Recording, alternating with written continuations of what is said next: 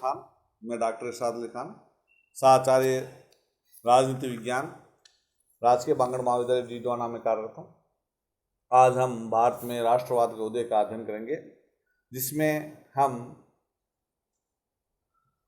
मुगल काल में जो ईस्ट इंडिया कंपनी आई और उसकी स्थापना 31 दिसंबर 1600 को हुई, और उसके कारण उस कंपनी ने 1750 ईस्वी में भारत में शक्ति की राजनीति का खेल चालू कर दिया और करीब 100 वर्ष तक वह भारत के कुछ बहुत बड़े हिस्से पर अपना आधिपत्य स्थापित कर लिया था। 1857 के स्वतंत्रता संग्राम और कंपनी के शासन की समाप्ति हुई। 1857 के कंपनी के शासन के लगभग 100 वर्षों के में राजनीतिक, धार्मिक, आर्थिक, सांस्कृतिक, सामाजिक, सैनिक क्षेत्रों में अनेक ऐसी प्रवृत्तियां उदय हुई जिन्होंने भारतीय जनता की कंपनी के शासन का प्रबल विरोधी बना दिया।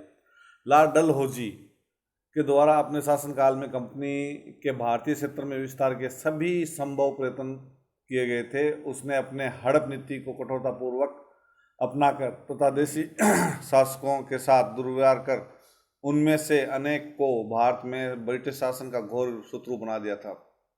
यानी कि इस कारण 1857 की क्रांति हुई, और 1857 की क्रांति जो साधारण सी घटना थी, परंतु उसमें हम असफल रहे, भारतीय असफल रहे, और कंपनी की बुराइयां की ओर कंपनी के शासन की बुराइयों की ओर भारत का ब्रिटिश शासन का ध्यान गया, और ब्रिटिश शासन ने कंपनी के से सत्ता हस्तांतर करके स्वयं ने सत्ता ले ली। और उसके बाद में जो स्थिति पैदा हुई वह 1947 में जाकर ख़त्म हुई, और इस कारण राष्ट्रीय आंदोलन का उदय हुआ, और उसके अनेक कारण रहे, जिसमें कांग्रेस का इतिहास के लेखक पीटाबी सीतावरम में कहते हैं, कांग्रेस का इतिहास ही भारत की स्वतंत्रता के संघर्ष का इतिहास है, क्योंकि कांग्रेस की स्थापना के पूर्व और पश्चात दूसरे अनेक शक्तियों के द्वारा भी इस उद्देश्य से कार्य किया गया था, लेकिन कांग्रेस ने भारतीय स्वतंत्रता के संघर्ष में सदैव ही केंद्र का कार्य किया। यह वह दूरी थी जिसके चारों ओर स्वतंत्रता की महान गाथा की विविध घटनाएं घटित हुई, यानी कि 1885 में कांग्रेस की स्थापना हुई। हम राष्ट्रीय उदय के कारणों में हम सबसे पहले हम जा सकते हैं कि 1857 का स्वतंत्रता संग्राम, यानी 1857 का विद्रोह सैनिक विद्रोह से कहीं अधिक था। वह भारत में इतनी तीव्र गति से फैला कि उसने जन विद्रोह और भारतीय स्वतंत्रता के युद्ध का रूप धारण कर लिया था। यानी सर चार्ल्स डिल के अपनी पुस्तक ग्रेटर इंडिया में लिखता है कि अंग्रेजों ने अपने कैदियों को बिना न्यायिक कार्रवाई के और ऐसे ढंग से हत्या कर दी जो सभी भारतीयों की दृष्टि में पाशविकता की चरम सीमा थी। दमन के दौरान गांव के गांव जला दिए गए, निर्दोष ग्रामीणों का वह कत्लेआम किया गया कि मोहम्मद तुगलक भी उससे शर्मा जाएगा। अंग्रेजों को की बदला लेने की उपयुक्त भावना ने अनेक इस असंतोष को और बढ़ावा दे दिया। विद्रोह ने अंग्रेजों में भारतीयों के प्रति और भारतीयों में अंग्रेजों के प्रति घृणा की भावना को और अधिक बढ़ा दिया था। राजनीतिक एकता की स्थापना हुई, यानी ब्रिटिश भारतीय शासन में राजनीतिक एकता का अभाव था, यानी ब्रिटिश शासन के पूर्व भारत में राजनीतिक एकता का अभाव था। अशोक अकबर जैसे महान शासकों को भी यातायात के साधनों के अभाव और अपनी विकेंद्रीकृत शासन व्यवस्था के कारण भारत में राजनीतिक एकता स्थापित करने में पूरी सफलता नहीं मिली थी, लेकिन ब्रिटिश शासन संपूर्ण देश को एक केंद्रित शासन के अंतर्गत लाने में सफल हुआ। आवागमन के साधनों ने उन्हें इस कार्य में पूर्ण सहायता प्रदान की। यानी पंडित नेहरू कहते हैं कि ब्रिटिश शासन द्वारा स्थापित भारत की राजनीतिक एकता सामान्य अधीनता की एकता थी, लेकिन उसने सामान्य राष्ट्रीयता की एकता को जन्म दिया। धार्मिक सामाजिक पुनर्जागरण, यानी कि डॉक्टर जकारिया ने अपनी पुस्तक रिनेसेंट इंडिया में लिखा है कि भारत की पुनर्जागृति मुख्यतः आध्यात्मिक थी तथा एक राष्ट्रीय आंदोलन का रूप धारण करने से के पूर्व इसने अनेक सामाजिक और धार्मिक आंदोलनों का सूत्रपात किया। यानी जैसे ब्रह्म समाज है, आर्य समाज है, रामकृष्ण मिशन है, थियोसॉफिकल सोसाइटी का नाम हम ले सकते हैं। धार्मिक और सामाजिक सुधारकों में विशेष रूप से राजा राममोहन राय, देवेंद्र नाथ सेन, के.सी. सेन, पी.सी. सरकार, ईश्वरचंद्र विद्यासागर, दयानंद सरस्वती, एनी बेसेंट, रामकृष्ण परमहंस, स्वामी विवेकानंद, जो कि भारत की महानता को समझने और उसे पुनः प्राप्त करने के लिए प्रोत्साहित किया। राजा राममोहन राय को पूर्ण जागरण का अग्रदूत कहा जा सकता है। राजा राममोहन राय ने ही 1828 ईस्वी में ब्रह्म समाज की स्थापना की थी। उन्होंने सती प्रथा का अंत, स्त्रियों का उद्धार, अंग्रेजों की शिक्षा के प्रचार, सामाजिक सांस्कृतिक कार्यों के साथ साथ राजा राममोहन राय अपने देशवासियों के राजनीतिक अधिकारों की रक्षा के लिए भी संघर्ष करते रहे थे। इसके पश्चात हम स्वामी दयानंद सरस्वती का जो संदेश है, वेदों की ओर लौटो, बैक टू वेदास, वे एक ही साथ संत, समाज सुधारक, देशभक्त थे। 1875 ईस्वी में मुंबई में उनके द्वारा स्थापित आर्य समाज एक साथ ही धार्मिक राष्ट्रीय नवजागरण का आंदोलन था। इसने भारत और हिंदू जाति को नव जीवन प्रदान किया। स्वामी दयानंद ने अपने ग्रंथ सत्यार्थ प्रकाश में लिखा कि विदेशी राज्य से चाहे वह कितना ही अच्छा क्यों ना हो, विदेशी राज्य चाहे कितना भी अच्छा क्यों ना हो, स्वदेशी राज्य चाहे कितना ही त्रुटियां क्यों ना हो, सदैव स्वदेशी राज्य ही अच्छा होता है। मैडम ब्लेस वेस्टिक्स और अमेरिकन कर्नल अल्काट द्वारा 1875 ईस्वी में थियोसॉफिकल सोसाइटी की स्थापना हुई। 1879 ईस्वी में ये दोनों भारत आए और मद्रास प्रांत के अडयार नामक स्थान को उन्होंने अपना मुख्यालय बनाया। विदेशी व्यक्तियों की इस संस्था द्वारा हिंदू धर्म का गुणागान किए जाने से हिंदू धर्म का पुनरुत्थान प्रारंभ हुआ। श्रीमती बेसेंट इस संस्था की मुख्य कार्यकर्ता बन गई थी।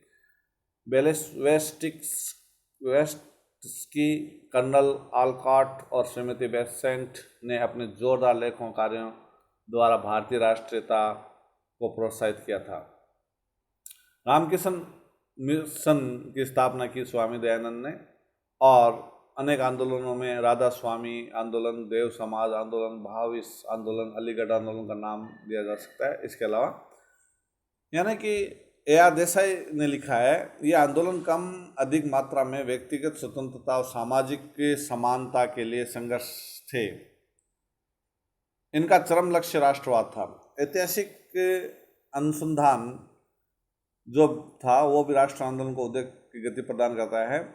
यानी साहित्य, धर्म और संस्कृति के प्रसिद्ध विद्वान sir William Jones, Max Muller, Jacobi, Colebrooke, रीत Roth, A.V. Keith, doctor Bhandarkar, Hardev Shastri आदि ने भारतीयों के सम्मुख भारतीय राजनीतिक यूरोपियन सभ्यताओं से हीन नहीं था। मध्य एशिया में कार्य कर रहे यूरोपियन विद्वानों ने इस तथ्य को भी प्रकट किया कि भूतकाल में भारत का सांस्कृतिक साम्राज्य पामीर, मलाय, इंडोनेशिया, मेकोंग आदि उपजाऊ घाटी तक विस्तृत रहा है। यानी कि मजूमदार लिखता है, ये खोज भारतीयों के हृदय में चेतना उत्पन्न करने में असफल नहीं हो सकती थी, जिसके परिणाम स्वरूप उनके हृदय राष्ट्रीयता की भावना व देशभक्ति से भर गए थे। इसके पश्चात हम कह सकते हैं पाश्चात्य शिक्षा ने भी राष्ट्रीय आंदोलन में महत्वपूर्ण भूमिका अदा की। भारत में ब्रिटिश शासन द्वारा पाश्चात्य शिक्षा प्रारंभ किए जाने का उद्देश्य यह रहा कि भारतीय सभ्यता और संस्कृति का पूर्ण रूप से लोप हो जाए और एक ऐसे वर्ग का निर्माण हो जो रक्त और वर्ण से भी भारतीय हो, किंतु जो रुचि, विचार, शब्द और बुद्धि से अंग्रेज हो जाए। कुछ सीमा तक अंग्रेज इस मनोरथ में सफल हुए। यानी कि अंग्रेज विचारकों ने पाश्चात्य शिक्षा के कारण भारतीय सर्वोत्तम अंग्रेज विचारकों के संपर्क में आए, जैसे मिल्टन, बर्क, मिल, मैकाले, हर्बर्ट स्पेंसर आदि विचारकों की कृतियों का ज्ञान प्राप्त हुआ। A.R. देसाई लिखते हैं कि शिक्षित भारतीयों ने अमेरिका, इटली, आयरलैंड के स्वतंत्रता संग्रामों के संबंध में पढ़ा। उन्होंने ऐसे लेखकों की रचना का अनुशीलन किया जिन्होंने व्यक्तिगत तथा राष्ट्रीय स्वाधीनता के सिद्धांतों का प्रचार किया है। ये शिक्षित भारतीय भारत के राष्ट्रीय आंदोलन के राजनीतिक और बौद्धिक नेता हो गए थे। यानी कि लॉर्ड मैकाले ने कहा कि उस दिन को जब यूरोपियन ज्ञान प्राप्त भारतीय यूरोपियन संस्थाओं की मांग करेंगे, मैं ब्रिटिश इतिहास का सर्वाधिक गौरवपूर्ण दिवस समझूंगा। यानी कि मैकियावेली भी लिखते हैं, स्वप्न बहुत शीघ्र सार्थक हो गया कि इतना शीघ्र जिसकी उसने कभी कल्पना भी न की होगी। यानी भारतीयों द्वारा भारतीयों का विदेशी शासन, विदेशी गमन भी इस मामले में उदय का कारण रहा।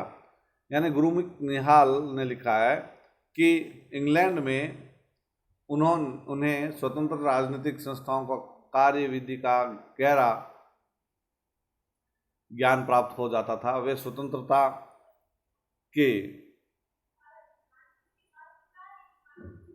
स्वतंत्रता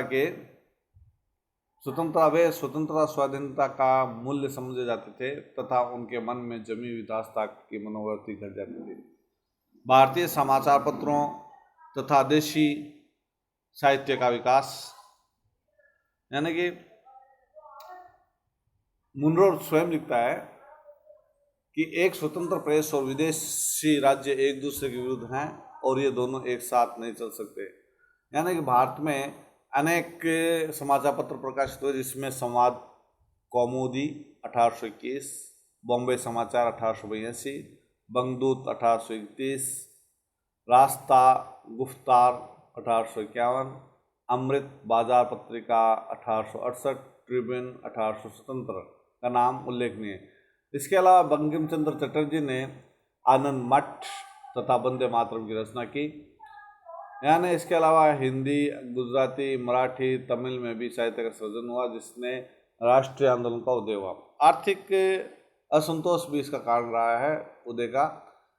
मिस्टर गेरिट का विचार है कि राष्ट्रीयता में शिक्षित वर्ग का अनुराग हमेशा ही कुछ हद तक धार्मिक और कुछ हद तक आर्थिक कारणों से हुआ है। यानी कि पूरे के पूरे राष्ट्रीयता का कारण रहा है आर्थिक। यानी ईस्ट इंडिया कंपनी ने भारत के साथ व्यापार किया और आर्थिक शोषण किया। ब्रिटिश शासन ने भी आर्थिक शोषण प्रारंभ कर दिया। 17वीं शताब्दी तक जो सोने की चिड़िया के रूप में भारत जाना जाता था, 19वीं ईस्वी में सर विलियम्स डिग्वी लिखते हैं कि लगभग 10 करोड़ मनुष्य ब्रिटिश भारत में ऐसे जिन्हें किसी समय भी भरपेट अन्न नहीं मिलता। इस अधपतन की दूसरी मिसाल इस समय किसी सभ्य और उन्नतिशील देश में कहीं पर भी दिखाई नहीं दे सकती। यानी आर्थिक शोषण के कारण राजनीतिक परिणाम उत्पन्न होना स्वाभाविक था। यानी अंग्रेजी शासन की आर्थिक नीतियों से असंतुष्ट होकर भोलानाथ चंद्र ने 1877 में लिखा कि ब्रिटिश शासन का विरोध करने के लिए हमारे द्वारा विदेशी वस्तुओं का बहिष्कार की नीति अपनाया जाना चाहिए। भारतीयों को उच्च पदों से अलग रखने की नीति भी राष्ट्रीय उदय का कारण रहा। 1833 के अधिनियम में कहा गया कि सरकारी नौकरी में प्रवेश योग्यता के आधार पर दिया जाएगा। किसी भी भारतीय को धर्म, जन्म स्थान, वर्ण या वंश के कारण कोई पद प्रदान करने में बाधा नहीं उपस्थित की जाएगी। इस नीति के कारण 1858 ईस्वी की रानी के आदेशों में भी दोहराया गया था, लेकिन व्यवहार में इस नीति का पालन नहीं किया गया। भारतीयों को उच्च पदों, विशेष रूप से भारतीय नागरिक सेवा ICS से अलग रखने की विधिवत प्रयत्न किए गए। इस सेवा में प्रवेश की आयु 18 वर्ष थी। परीक्षा केवल इंग्लैंड में होती थी। परीक्षा का माध्यम अंग्रेजी भाषा ही था। ऐसी स्थिति में भारतीयों के लिए नागरिक सेवा में प्रवेश करने हेतु ब्रिटेन वासियों से प्रतियोगिता करना अत्यधिक कठिन था। इतना सब कुछ होने पर भी यदि सुरेंद्रनाथ बनर्जी और अरविंद घोष जैसे मेधावी विद्यार्थी परीक्षा में सफल हो जाते तो घुड़सवारी जैसी गौण बात के आधार पर उन्हें सेवा में प्रवेश से रोक दिया जाता था। अरविंद घोष के साथ ऐसा किया गया था, या सेवा में प्रवेश करने लेने के बाद मामूली सी गलती के आधार पर उसे अलग कर दिया जाता था। ये सुरेंद्रनाथ बनर्जी के साथ हुआ। 1877 में नागरिक सेवा में प्रवेश की आयु 21 वर्ष के स्थान पर 19 वर्ष कर दी गई, जिससे भारतीयों के लिए इस प्रतियोगिता में शामिल होना असंभव हो गया था। ऐसी स्थिति में सुरेंद्रनाथ बनर्जी ने ब्रिटिश सरकार के इस कार्य का विरोध करने, इस प्रश्न पर राष्ट्रीय जनमत के निर्माण हेतु तो संपूर्ण देश का दौरा किया तथा 1876 में इंडियन एसोसिएशन की स्थापना की, जिससे कांग्रेस की पूर्ववर्ती संस्था कहा जा सकता है। इस प्रकार भारतीयों को उच्च पदों से अलग रखने की नीति ने प्रतिभाशाली, प्रभावशाली, शिक्षित भारतीयों में असंतोष पैदा कर दिया। जाति विभेद नीति भी, यानी 1857 की क्रांति के पश्चात जो स्थिति पैदा हुई, उसमें अंग्रेज भारतीयों को आधे वनमानुष और आधे जंगली कहने लगे।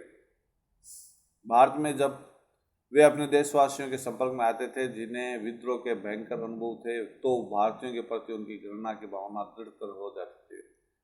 इसलिए मिस्टर गेरेट लिखता है, उन्होंने अपने लिए एक विचित्र व्यवहार नीति अपनाई जिसके 3 महत्वपूर्ण सिद्धांत थे। प्रथम यह कि एक यूरोपियन का जीवन अनेक भारतीयों के जीवन के बराबर है। द्वितीय, प्राच्य देशवासियों पर केवल भय के आधार पर ही शासन किया जा सकता है। तृतीय, वे यहाँ लोकहित के लिए नहीं वरन अपने निजी लाभ के ऐश्वर्य के लिए आए हैं।